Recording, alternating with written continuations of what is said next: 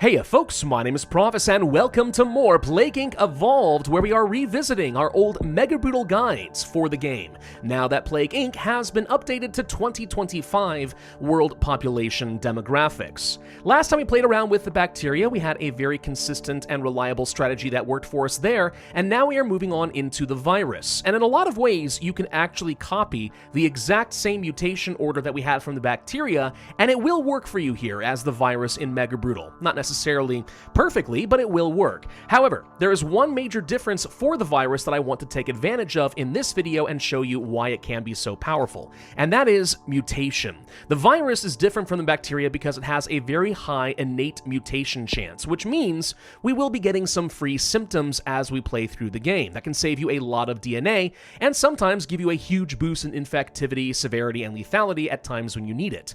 It can also work against you though. Sometimes you're going to evolve something a little bit too dangerous and it actually triggers the world to shut down their ports and so on a little early, and it costs you the game, so you have to be reining in the virus before it gets out of control. So that's kind of the thing about mutation. It's a high risk, high reward play. Sometimes it works really well for you and sometimes it does not, but otherwise it plays very similarly. Now for the genetic code, I'm going to leave this exactly the same as last time. I did consider jumping over to metabolic jump instead, but honestly we want to get the mutation chance working for us as aggressively as we can, and that will save me so much DNA. I think it's worth going for the ATP boost just so we can get some of that extra mutation chance right off the bat. So I think this is the right call for the virus. And then genetic mimic, I think we'll just go ahead and keep this. You'd think we want to go for Darwinist and just double up on the mutation chance, but trust me, we're going to have plenty as it is. We don't need the extra help, so genetic mimic makes a bit more sense. Aside from that, Aquasite, Extremophile, and Symptostasis are still my choices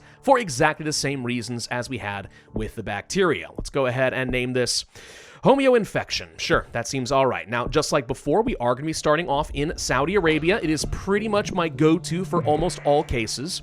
And now we're going to be going to the abilities instead of the symptoms, because we have a unique set of abilities as the virus. Namely, we have viral instability, increasing your mutation chance. This is where I'm going to use this particular build to lean into our mutation chance. We could try to work around it, right? We could just ignore it and pray that it works for us. Or we can have some fun with it, since you already saw the build order last time around, and maybe, just maybe, this ends up creating a really fun game for us. This does mean we are very much at the mercy of the mutations. Already we got our first one, we got anemia. That's not normally a symptom that I really care about. Sometimes this is going to be great, and sometimes it's not. The important thing is, it's all going to be free. So by investing all of those points in our early abilities, now I'm not going to touch the symptoms tree at all, at least for a while. Instead, I'm going to be focusing just on getting some of my key transmissions and then eventually my resistances, and pray that that worked out really well for us. Let's go ahead and pick up Air 1, since we are of course starting in Saudi Arabia. That is always the first transmission that you want to pick up. It's going to increase the innate transmission within your country, and it's going to increase the odds that you get out of the country. Now, something I just noticed, and you have to be watching for this, especially as the virus, we just mutated tumors. Tumors has lethality. We do not want any lethality at this stage. We do not want to accidentally trigger the world into going into shutdown. So every once in a while, you're going to run into a situation where you have to spend some DNA to remove the damage that the virus has done. And this is kind of the double-edged sword. Sometimes, I mean, you get a lot of free DNA, and it ends up being great for you, and then sometimes you have to spend a bit of extra DNA to keep things under control. Or maybe you just didn't even notice that you mutated something dangerous, and you wonder why you suddenly lost the game. On Mega Brutal difficulty, that absolutely can happen. We're going to go ahead and pick up Water Level 1 next, and then probably go on to Air Level 2. Maybe we move on to Extreme Bioaerosol from there. It does sort of depend on the situation. We will be watching. We did get into Canada early. Don't really care too much about getting into Canada early. It's a very difficult country to infect unless you have a decent amount of drug resistance and cold resistance, but we should be able to overcome that eventually. Hypersensitivity is actually quite a nice symptom to get early on. This is going to basically function function like a cheap version of drug resistance, working more powerfully in the wealthy countries. So that's a cheap option to try and make getting into Canada, the United States, and Europe a little bit more cost effective. Let's go for water level 2 next, and then we're going to see if we spread into Russia. If we do, I'm going to start, there it is, I'm going to start focusing on some cold resistances next. That is because, just like before, we still want to have a boat getting into Greenland, and I think this is going to be the easiest way to do it. Tumors has come back. It is getting progressively more expensive to remove, and this can get a little frustrating as the virus. It's like a bad penny. The tumors just keep coming back. I mean, that makes sense. It is, after all, cancer. So, yeah, there you go. But anyway, the point being, I do want to continue spreading rapidly in Russia. Whether I go for livestock this time around is a little bit dependent on how things are looking for us, but one thing you can at least enjoy with all these other transmission types is they do also increase your mutation chance. So when you've reached a point where you feel like, you know, I'm getting into all of my islands, I'm not feeling very worried about my transmission spread, but I want to go a little faster in certain countries and I want to keep stacking up more and more free symptoms, these can be another way of doing it. But honestly, the virus has no trouble mutating as it is, so I don't think those are a super high priority. I'm mostly focused, gosh dang, the tumors are back again. I'm telling you, I can't get rid of this, but no, I do not worry too much about getting extra mutation chance. I only care about the immediate demographics. All right, so now that we have everything we need in our transmissions and we are getting our symptoms under control, let's move on to drug resistance level 1 and level 2. We are rapidly hitting a point right now where the population of the world that's infected is growing pretty quickly, so the cost of things like drug resistance 2 is going to get out of hand very soon. That's why I want to be picking this up pretty quickly, otherwise this can easily get up to like 40 or 50 DNA cost. I'll also pick up a level of genetic hardening level 1, and then depending on how things are looking with Russia, this might be where I decide if I want to go for the livestock. It is a little on the slow side, so I think I will go ahead and pick up 1 level here. So now, at this point, we could decide to go into our carry mode and do absolutely nothing for at least a little bit. That said, I think I will go ahead and pick up sweating. I know that this is, you know, a symptom I could get for free, but by picking up one of these cheap options, the next time we get a mutation, there's a chance that we get something that's more expensive, like, let's say, the skin lesions, so that could be good. I'll also pick up the coughing and pneumonia since I've got a little bit of extra DNA to work with. What I just did there is extremely optional and not part of the typical build order. That is just me looking at the map right now and saying I need a little extra help in the cold countries like Russia. We just got into Greenland, so it seems to have paid off. So that is optional. You don't have to do that. You could just rely on getting the eventually the mutation. However, once we are in all of the islands, and out of curiosity, are we in all of the islands? We're missing Iceland. That's surprising. When you get into all the islands, you still want to go for the same lethality symptoms that we had before. I want to get to necrosis, coma, total organ failure, insanity, and dysentery. Those are very important for you. So it's okay to work down some of these if they ultimately lend toward that end goal, because there's no guarantee I'm going to mutate necrosis for free.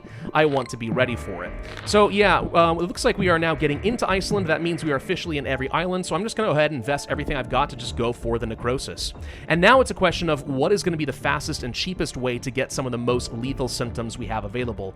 We could go for paralysis and then coma. We could go for the pulmonary fibrosis and then total organ failure. These are all options. Since neither of these are easier to get than the other, I'll just go ahead and start working toward that total organ failure now, while it only costs 33 DNA instead of the 52 we had to pay last time, because we are, I just got coma for free. We are moving so fast right now thanks to these mutations that I'm actually able to get some of these for relatively cheap because the genetic drift has not come back to bite me. Let's go ahead and pick up the insanity next, and from there we could move on to dysentery. This is a pretty decent symptom for some extra lethality if you don't know what you want to do. Paralysis, of course, is still a very good option for you to just kind of reduce the cure progress, or systemic infection. Because we're going so fast, I probably won't even need to go for genetic hardening level 2. We could instead save all of our DNA and try to go for some genetic reshuffles just to buy ourselves a little bit of extra cure progress.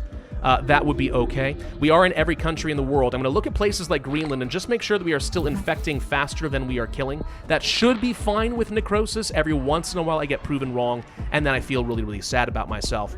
Let's go ahead and pick up the dysentery next, and from here, I guess we will pick up paralysis. And I'm going to save everything I've got for genetic reshuffles, which we should be able to afford rapidly because notice I am getting quite a lot of DNA as I start killing the world. They've only gotten to 30% cure progress. I did do a test run of this exact strategy before, starting to record this video, and I didn't get to make any progress until the world was about 50%. So we got very lucky this time around, getting into some of those islands early. Having that extra genetic reshuffle is amazing. I still think we are going to take more than a year in order to finish this, so I don't think we'll get our 5 stars, but we should get a very, very respectable score this time around. There's really nothing else that I care about here, so I'm just going to sit back and just stack up some DNA points, because this is going to be a very, very fast win for me. So let's see what our ultimate victory is. I did get 5 stars, dear God. And this is the power of the virus. Sometimes the stars align, and it just works out so dang well. And that is with me having to fight the tumors, by the way. Like, technically speaking, I would not say the mutation chance did us a ton of wonders here. In fact, strictly speaking, I had to evolve the stuff that I really did want.